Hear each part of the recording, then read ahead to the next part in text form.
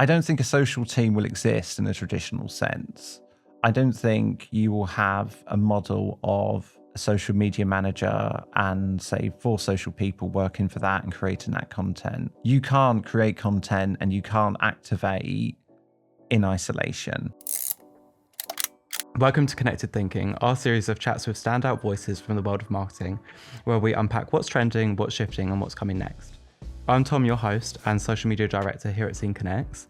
Today I'm joined by Gareth Crew, social and digital communications lead at Canon EMEA. Gareth has extensive experience working with some of the world's most renowned companies, driving strategy and innovation across local, European and global markets. So welcome, Gareth. So to kick things off, do you want to tell us a little bit more about your role? Absolutely. So I work at Canon. I've been on the social and digital lead for about a year. I've been in social media since it started. I was a journalist many years ago, working in print forever. And then I transitioned to social media, and I've been very lucky to work for brands such as TUI, Garmin, Microsoft. And now I'm at Canon, leading the social and digital across EMEA and looking at how we can change our approach to social and digital and how we can kind of stay that one step ahead of our competitors and engage with our audiences. Amazing. What a good history as well. So we'll jump into some of the questions now. We've got a real good kind of mix here, and we're speaking from both your experience, but also just bits around more industry stuff. So we'll get right into it. Canon speaks to both professional and consumer audiences. How do you think about balancing B2B and B2C messaging within one of the social ecosystems? It's a really big challenge. And one of the things that's really interesting and really challenging, as you quite rightly said, is that we talk about everything. We have cameras, which can be consumer. So people are going on the weekend, taking pictures of their kids, up to the professionals who are taking pictures of sporting events and filming films, doing movies. That's one element of it. And then we have our B2B space, which is printing, but like printers that are filling a room, printers for Amazon. So a lot of the books now are actually printed on demand, which we're involved in, and then medical activity. So from a marketing and from a social media perspective, we want to speak to all of those voices. And we have what I like to call the standard sort of social media platforms. We have Instagram and Facebook, we have LinkedIn, we have TikTok. And the perception across the business that we're looking to kind of develop is that people think LinkedIn is for the B2B space. Yep. People think Instagram and TikTok is for the young people. People think Facebook is for the in-betweens, which obviously it isn't.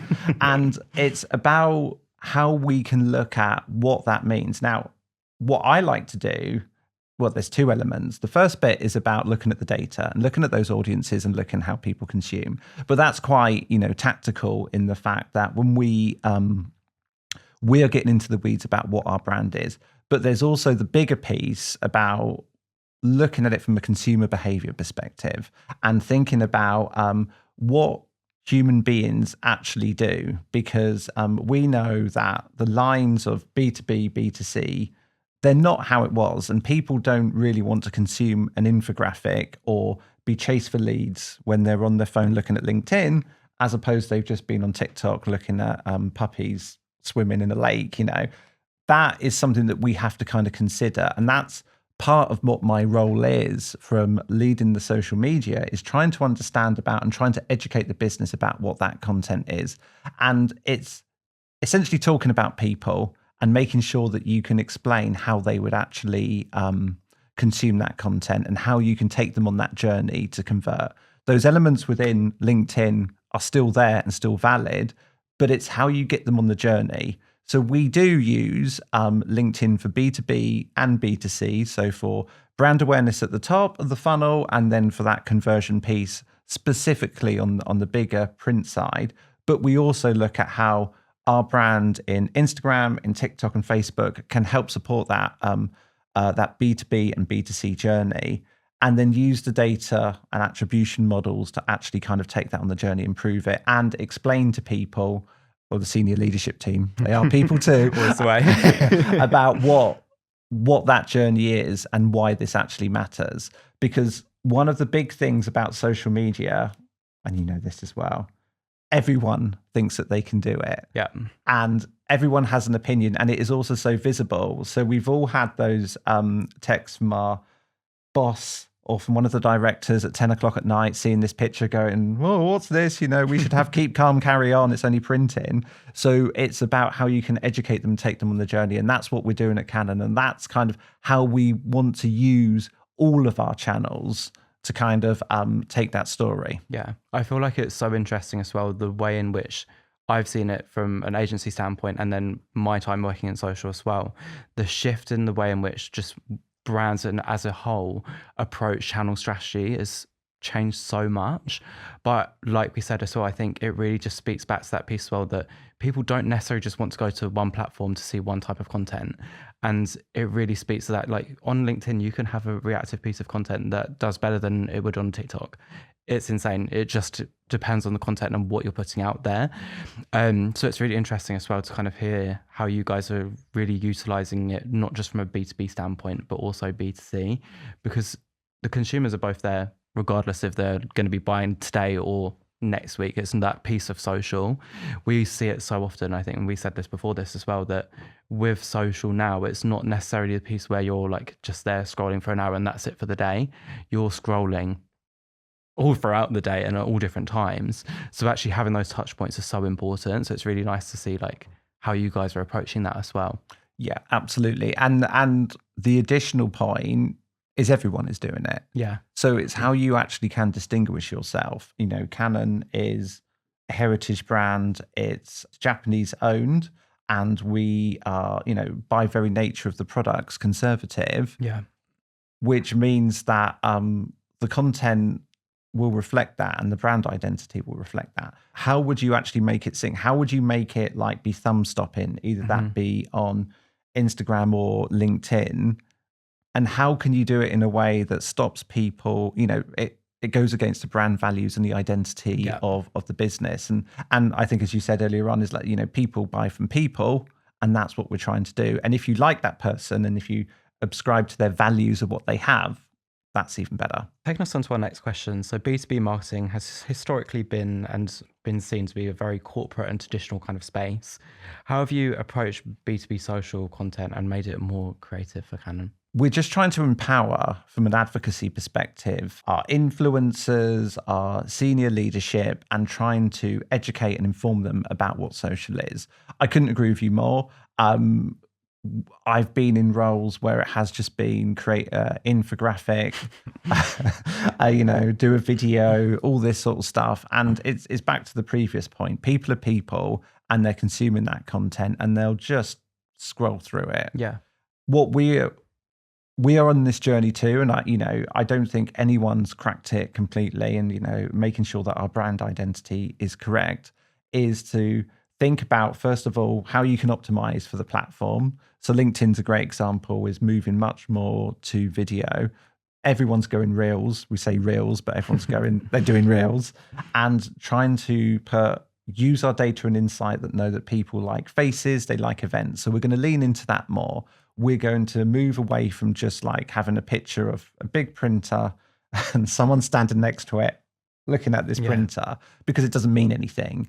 It's about what that application and what those stories are behind it, from like a storytelling perspective, which is relevant to those audiences, but also about how it is actually going to help people and how it's going to make a difference. So we're shifting our whole identity, and we're very lucky to be working with LinkedIn for them to support us to make sure that, you know, we're much more video optimized. We're going to have much more people. And I really want to explore and lean harder into the influencer and B2B influencer space, because people are more comfortable buying from those sort of people and being inspired by that. And LinkedIn, by its very nature, has those people involved with it. So that's an area that we are definitely exploring too. I think also it's really interesting to see from a B2B standpoint as well, how so many brands that are traditionally just seen as that like B2B, like very infographic, very almost boring in some sense, are now really shifting as well in terms of their tone of voice on social as well,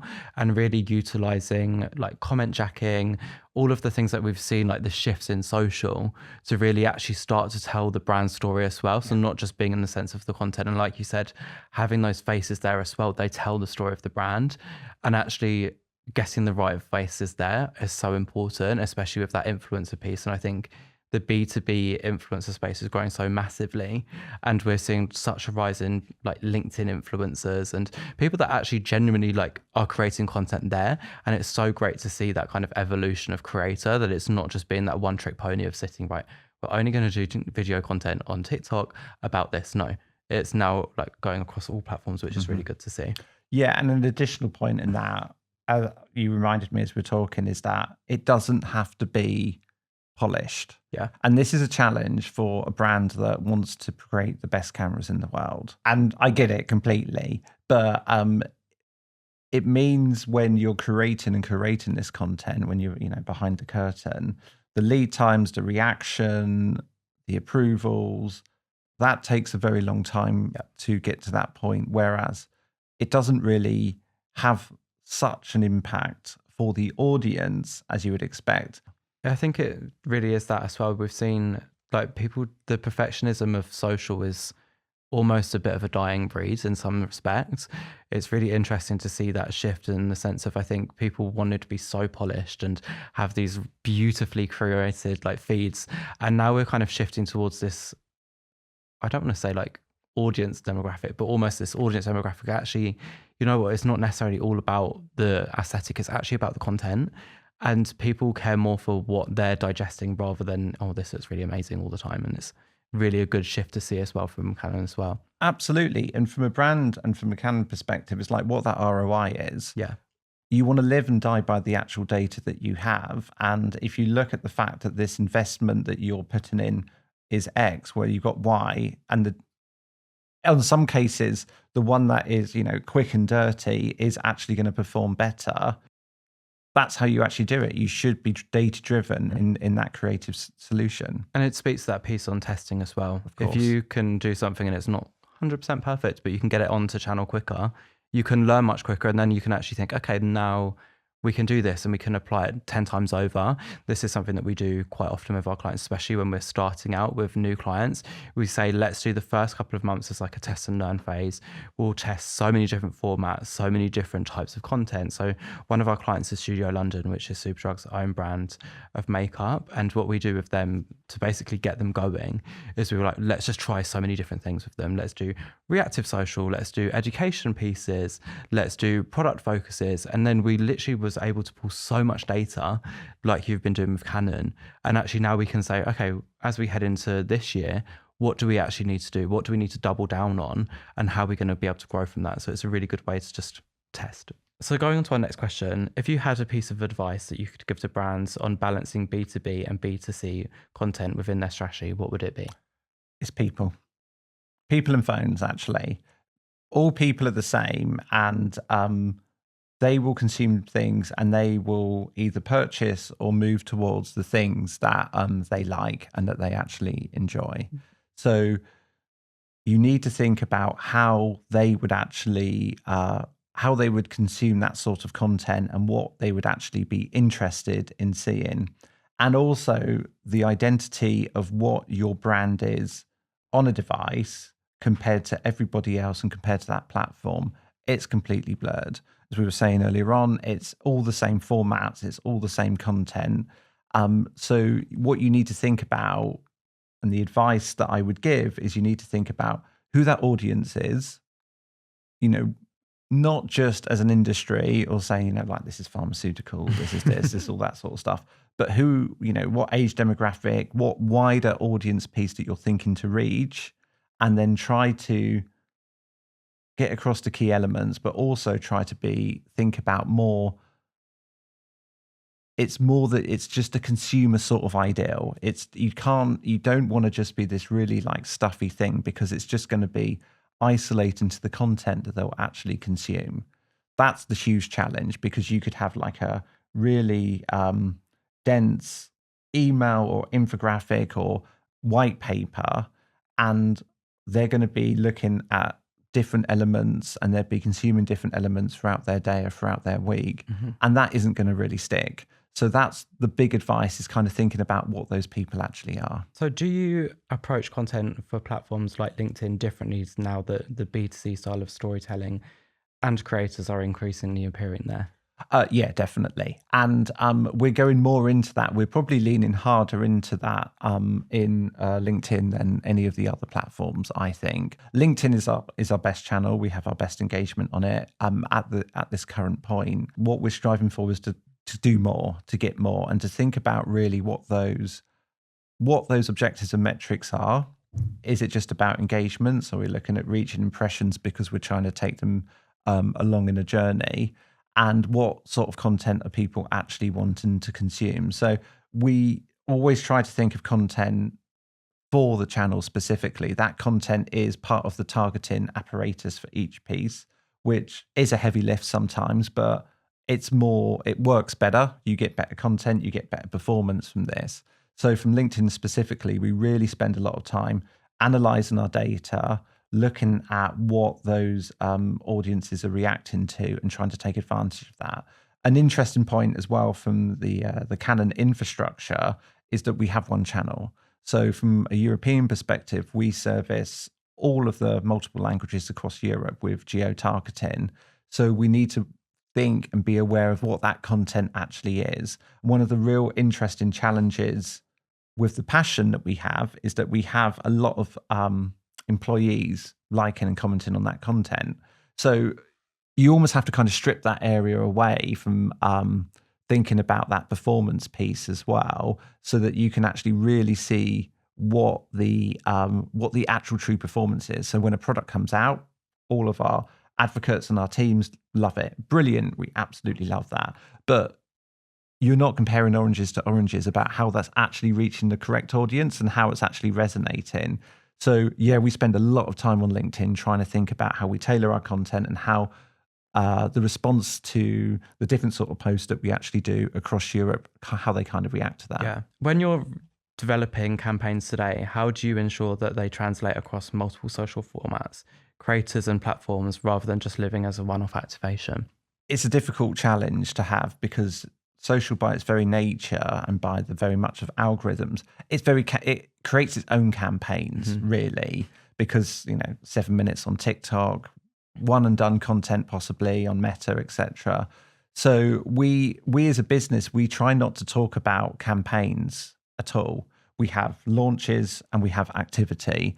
So we always try to think about how we can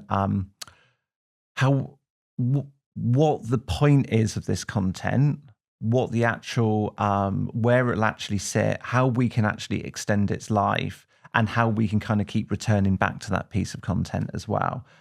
One of the challenges that I observed when I first started at Canon that we're changing is a lot of the content just came up and then it was never seen again. And what I mean by that is it was published and then they published another one, There was no idea about what that content actually meant, or if it was successful. You can use it 4 or 5 different times.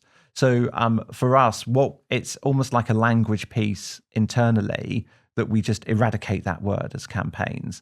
We have concepts of what our marketing activities are and what our launches are, but we try and think about how we can support that as opposed to saying we have a specific campaign that will actually last. It's that piece as well that you don't almost want your content to be like a one and done. Without a doubt. Without a doubt. It is exactly that. You kind of think if you're always in that campaign mindset, you can lose actually the essence of what you're trying to do. And I think there's so much opportunity, especially with like having that almost more always on model to it, of that then one product doesn't get ignored and it doesn't get forgotten in the kind of ethos of there's so much content out there. And also there's so many products as well. We know that across all brands, there's so many products and there's so many things that you can touch on. So it's really nice to kind of have that role in there. And also there's so many channels now. As marketers and people that work in social, we have so many channels that we can play into. So it doesn't mean that also, like you said, that you have to just have one piece of content that branders goes across all of the platforms, you can actually use that one asset, but you can reframe it 6 different ways and get amazing results for all different reasons with different hooks as well.